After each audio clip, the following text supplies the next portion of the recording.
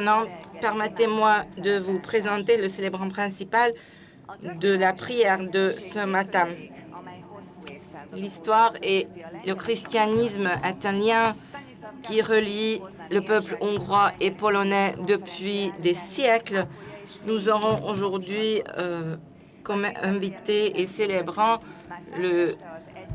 l'archevêque Stanislas Gadecki, qui est un grand vénérateur du cardinal Mindszenty. Il parle beaucoup concernant la sécularisation et ses effets.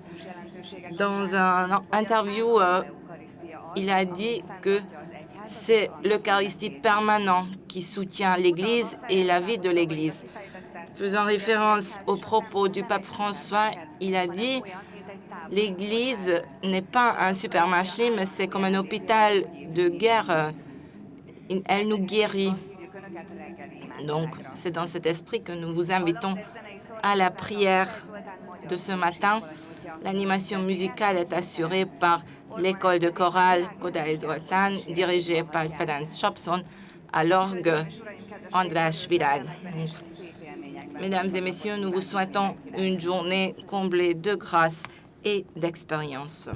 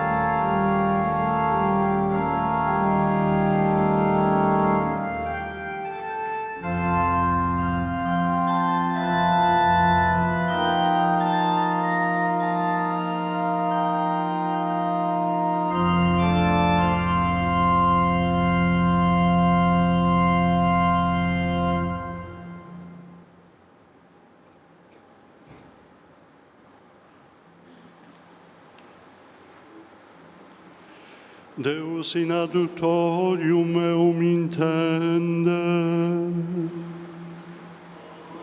Domine, adiuvantum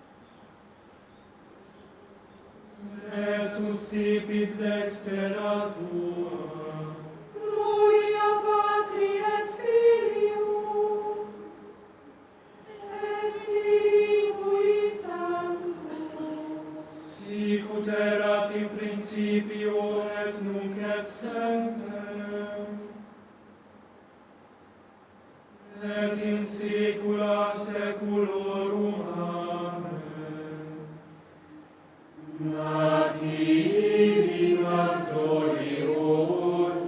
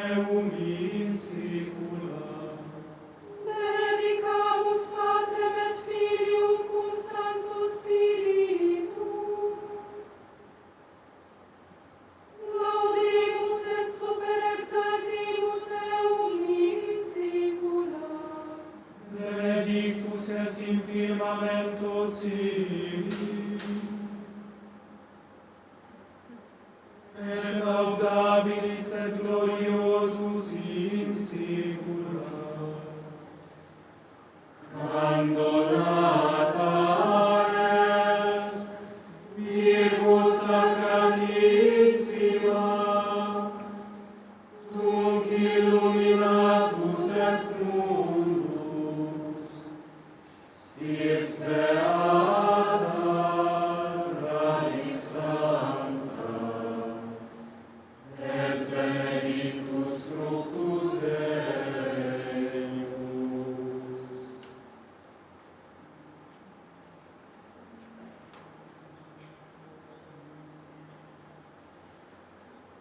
Cum iucunditate, matinitate, Beate Maria celebrimus, ut ipsa pro nobis intercediat, ad Dominum Iesum Christum.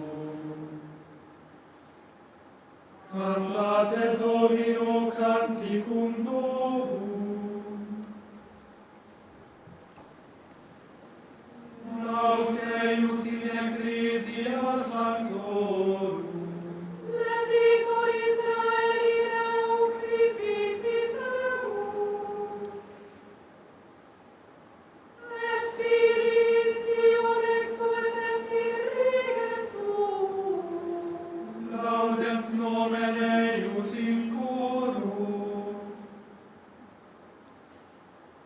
in timpano et cithara psallanterii, Quia bene placitum est Domino in populo suum.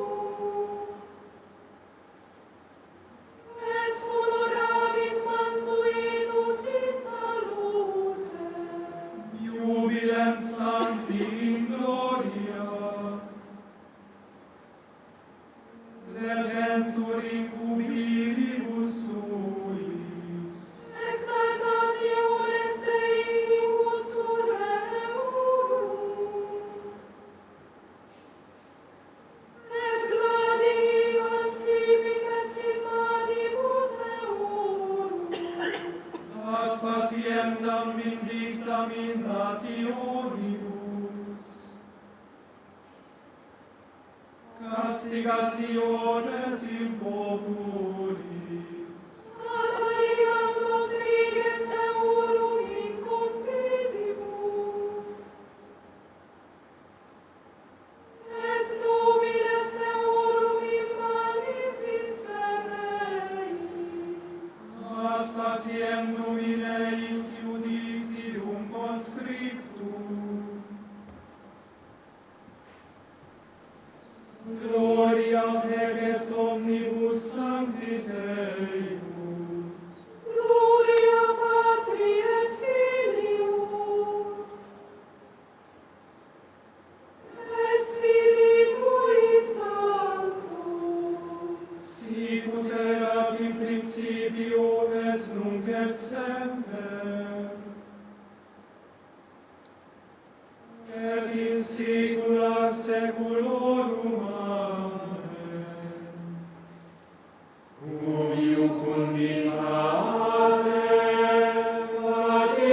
matinitate, Beate Maria celebrimus, ut ipsa pro nobis intercediat, ad Dominum Iesum Christum. A shoot shall come out from the stock of Jesse, and a branch shall grow Un rameau out. sortira de la souche de Jessé, père de David. Un rejeton jaillira de ses racines. Sur lui reposera l'esprit du Seigneur, esprit de sagesse et de discernement, esprit de conseil et de force, esprit de connaissance et de crainte du Seigneur, qui lui inspirera la crainte du Seigneur.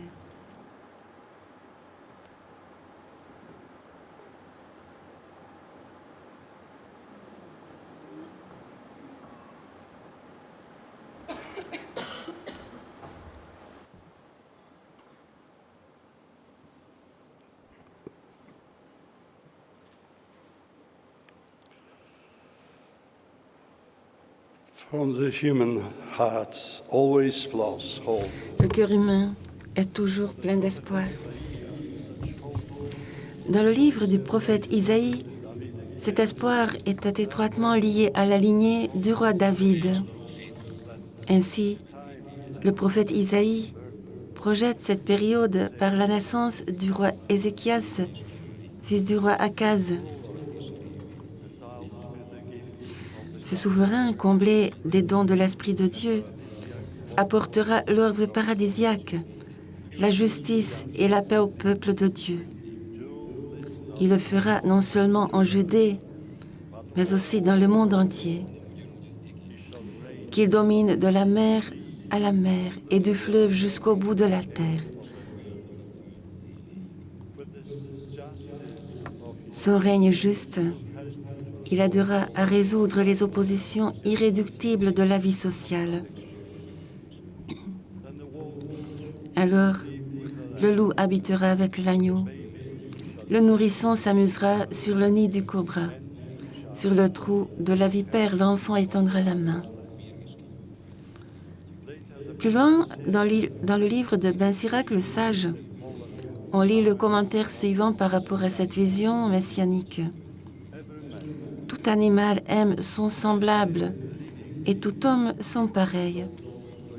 Toute chair s'unit selon son espèce et l'homme s'attache à son semblable. Quoi de commun entre le loup et l'agneau, entre qui est pécheur et qui est religieux?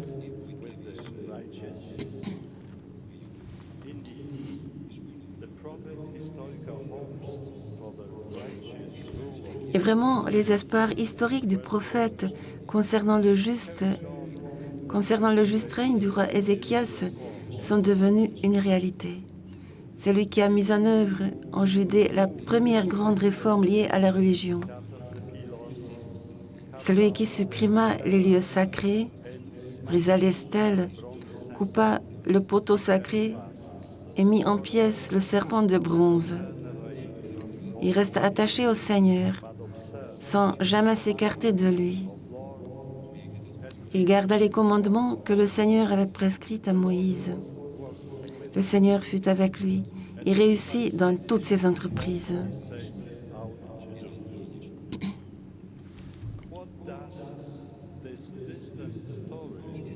Qu'est-ce que cette histoire lointaine nous apprend?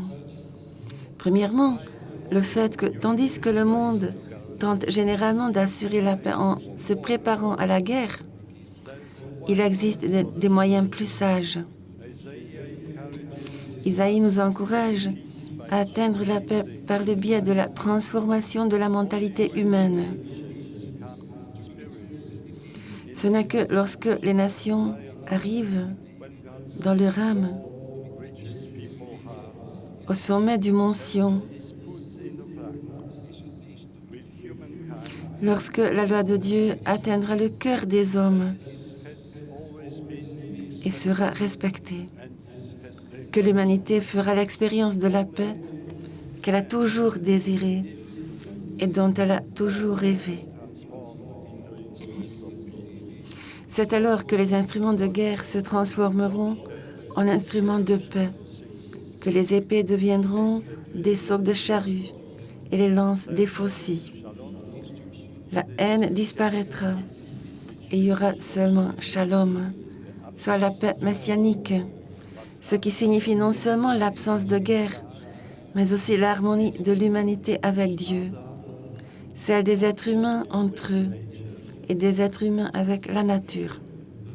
Deuxièmement, cette histoire nous enseigne que toute la dignité de l'autorité humaine provient du fait que l'autorité doit se laisser guider par la loi morale. Toute cette dignité dérive de son exercice dans le domaine de l'ordre moral, lequel, à son tour, repose sur Dieu, son principe et sa fin.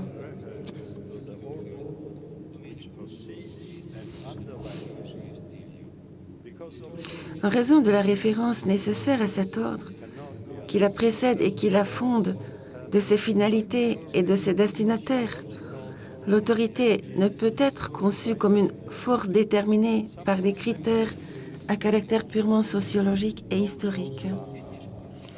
Malheureusement, certaines de ces conceptions ne reconnaissent pas l'existence d'un ordre moral, d'un ordre transcendant, universel, absolu, d'égale valeur pour tous. Il devient ainsi impossible de se rencontrer et de se mettre pleinement d'accord avec sécurité, à la lumière d'une même loi de justice, admise et suivie par tous. Cet ordre ne peut s'édifier que sur Dieu. Séparé de Dieu, il se désintègre. It must necessarily disintegrate. The New Testament goes far. Mais le Nouveau Testament va encore plus loin que le prophète Isaïe. Le Nouveau Testament ne reconnaît le véritable accomplissement de la prophétie d'Isaïe qu'en la personne de Jésus-Christ, qui dit de lui-même, « L'Esprit du Seigneur est sur moi ». Aujourd'hui s'accomplit ce passage de l'Écriture que vous venez d'entendre. Le Christ est le Messie oint du Père, et lui seul possède la plénitude du Saint-Esprit, qui révèle 7 fois dans ses œuvres. Lui seul possède la plénitude du Saint-Esprit. Les saints ne reçoivent pas la plénitude de son esprit, mais sa plénitude. À celui-ci est donnée, par l'Esprit, une parole de sagesse. À un autre, une parole de connaissance, selon le même esprit. C'est le Christ qui, guidé par l'Esprit Saint, rejette toute forme de violence comme moyen possible de parvenir à ses fins. Il ne criera pas, il ne haussera pas le ton, il ne fera pas entendre sa voix au dehors. C'est lui qui apportera la paix par un amour sans limite et compatissant, jusqu'au sacrifice de son propre sang pour nos péchés. Avec la mort et la résurrection de notre Sauveur, toutes les nations ont entamé un pèlerinage sans fin vers le mont Sion. Soit vers l'Église d'où brille la lumière de l'Évangile et qui enseigne la réconciliation par un amour comblé de grâce. Ainsi, dans l'Église, nous pouvons puiser dans la plénitude du Christ à l'occasion de chaque communion. Selon l'enseignement de Saint Bonaventure, comprendre que le Christ est présent dans le sacrement comme un signe n'est pas difficile, mais accepter qu'il est réellement présent dans le sacrement de la même manière qu'au ciel est très difficile. Ainsi, il n'est pas facile de croire que c'est la chose qui est le plus à louer. Notre rencontre avec Jésus ne peut pas se limiter au moment de la communion. Nous devons vivre la messe tous les jours. Nous devons nous efforcer de rendre notre vie véritablement eucharistique, c'est-à-dire de rendre grâce et aussi de faire en sorte que nos actes témoignent du Jésus vivant dans notre cœur. À moins qu'il n'y ait d'abord un véritable changement dans les cœurs, l'instauration de la paix entre les peuples restera un rêve à jamais. L'harmonie sociale et la paix entre les nations sont menacées jusqu'à ce que chaque individu et chaque groupe ne se mettent au service du Christ. Sans la transformation des cœurs, la paix sera menacée à cause des limites naturelles des structures économiques, politiques et sociales. La paix sera fragile en raison de l'égoïsme personnel et de la vanité humaine qui ont un impact négatif sur les structures sociales.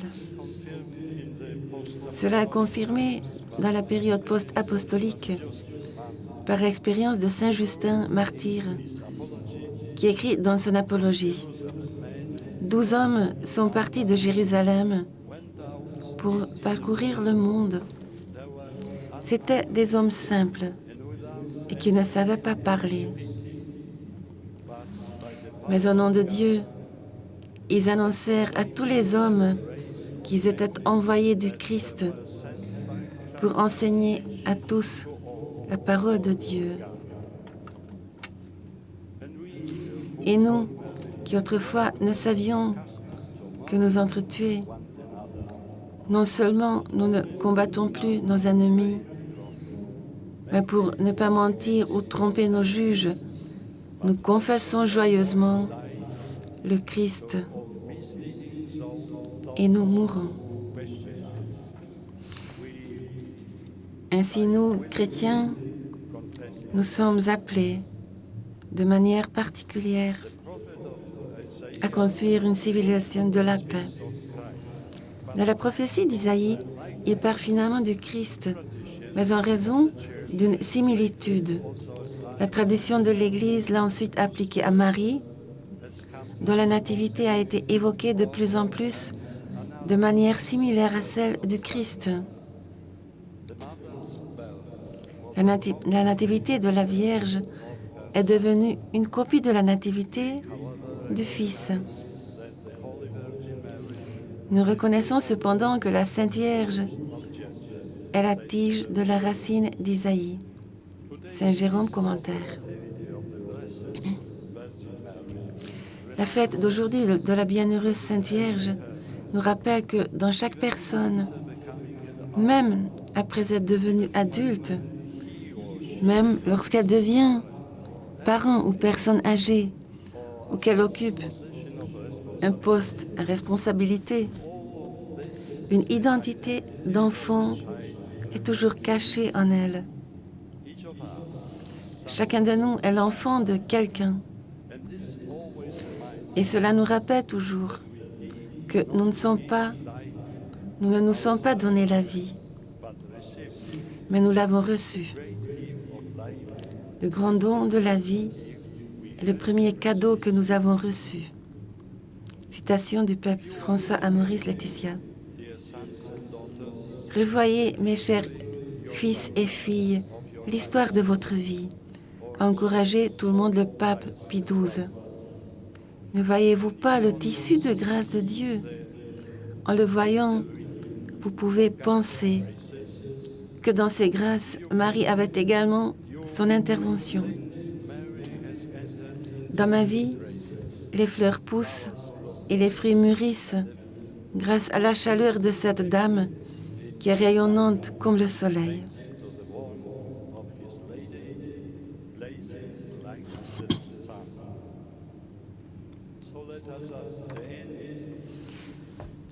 Réjouissons-nous tous à l'occasion de ce jour de fête.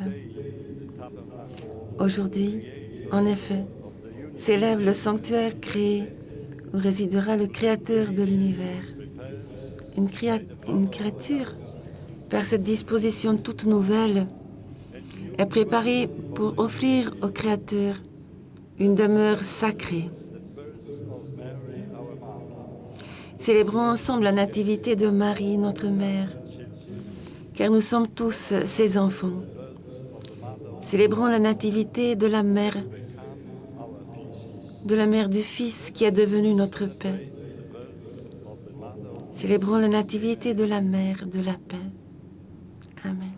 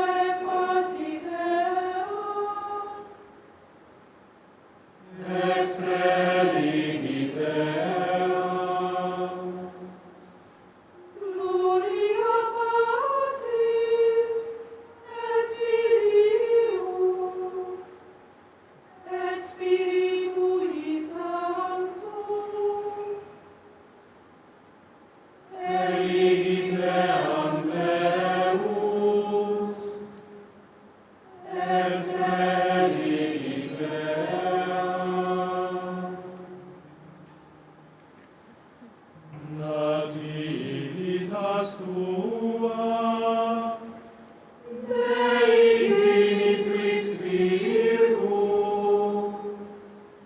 Gaudium annunciavit, universum mundo.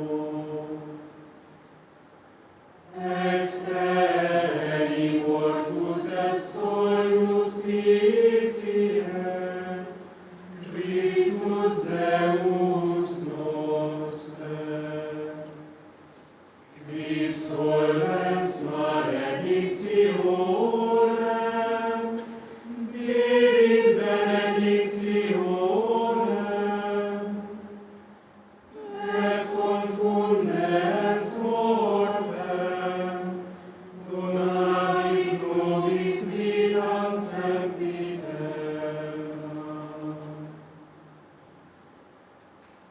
Benedictus Dominus Deus Israel, quia visitavit et ficit redemptionem plebis suae. Et erexit por nos salutis nobis. In domo David pueri sui.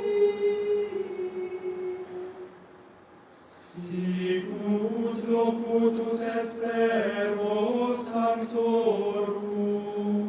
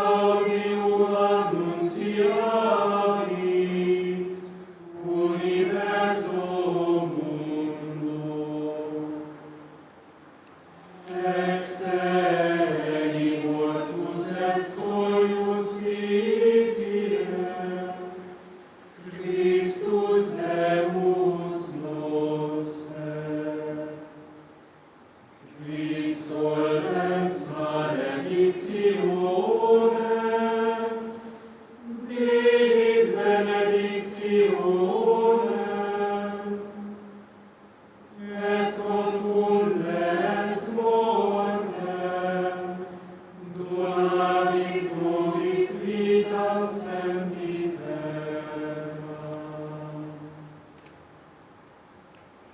Let us glorify our Savior, who chose the Virgin Mary for his mother. Let us ask him. Demandons à Jésus.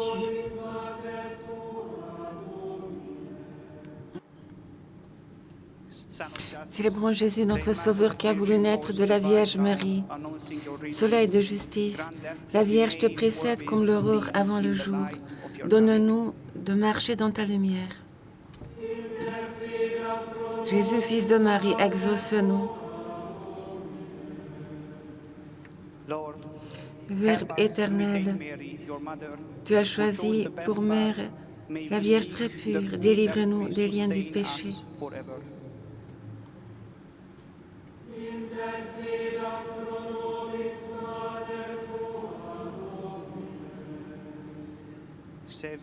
Notre Sauveur, tu as voulu que Marie te suive au calvaire.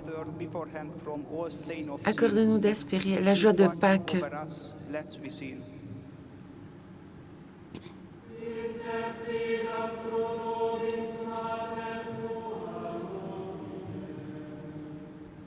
You are, O Redeemer, who made the Immaculate Virgin Mary your promised home and the sanctuary of the Holy Spirit. Fils unique de Dieu, à l'heure où tu t'es offert sur la croix, tu nous as donné Marie pour mère. Écoute sa prière quand elle intercède pour nous.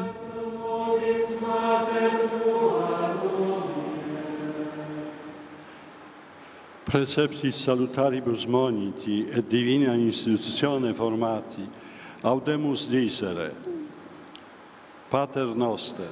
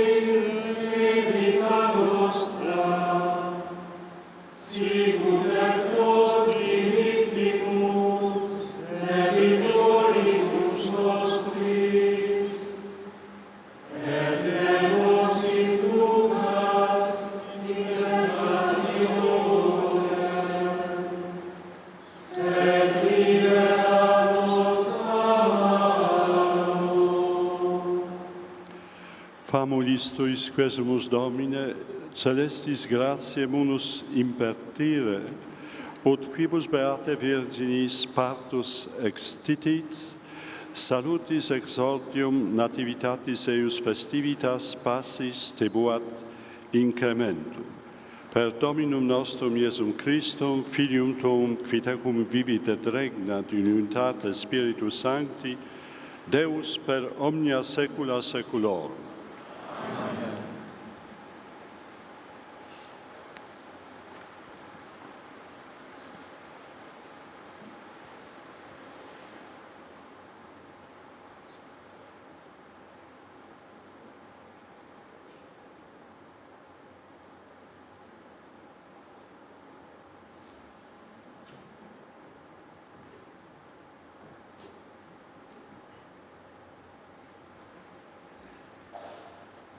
Dominus vobiscum.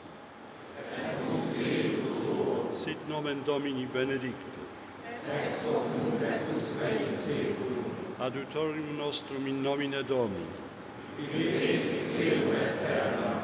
Benedicat vos omnipotens Deus, Pater et Filius et Spiritus Sanctus. Amen. Benedicamus Domine. Deo gratias.